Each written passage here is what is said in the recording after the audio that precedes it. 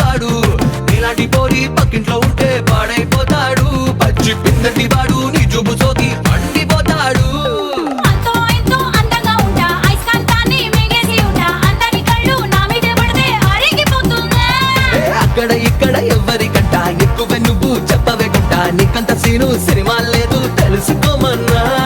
ఓలమ్మో ఈడెక్కడోడే నా నెత్తికెక్కి తైతక్కలాడే ఏ మాట అన్నా వేడెక్కుతాడే వీడి జోలికెళ్తే ఎప్పు మోత మొగుడే